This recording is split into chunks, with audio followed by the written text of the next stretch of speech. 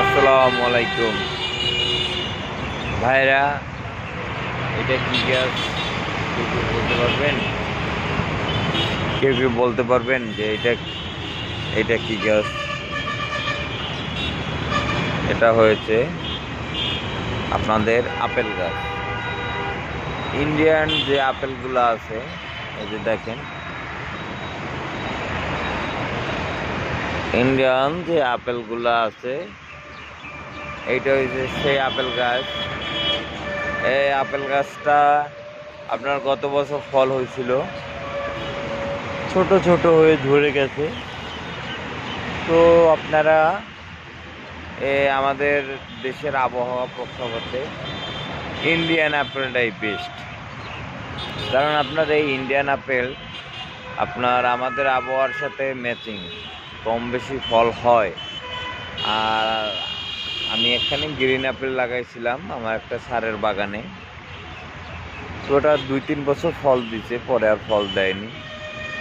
তো আপনার যে এইটা যে ইন্ডিয়ান যে ভ্যারাইটিটা, এইটা কিন্তু 100% কনফার্ম এটাই আপনার ফল দিবে এবং ফল এটা দিতেই থাকবে।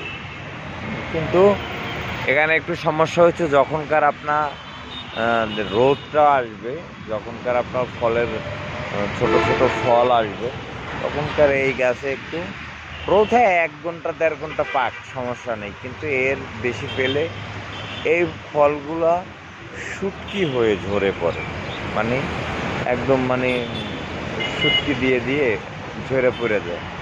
তো তাই এই যখনকার এটা ফল আসবে, ফুল আসবে, তখনকার এটাকে একটু ছায়া দিতে হবে বা ছায়া স্থানে রাখতে হবে। বা যদি আপনি মাটিতে লাগাই দেন, উপর দিয়ে একটা ফলটা নিয়ে দিলেন, যাতে গাছটায় ছায়া পড়লো, সেই রকমের হিট না আসলো।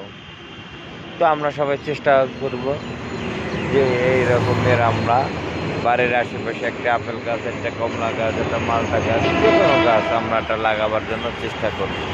ধন্যবাদ, সবাই ভালো থাকবেন। এই যে দেখেন আমাদের যে রেল লাইনের পাশে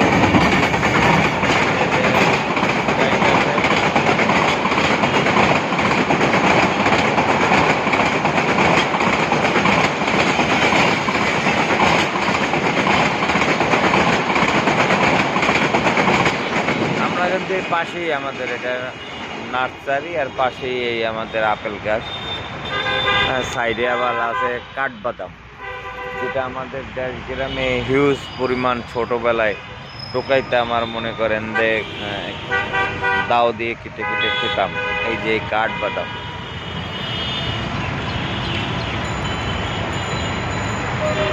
এটা হচ্ছে আপনাদের আপেল গাছ।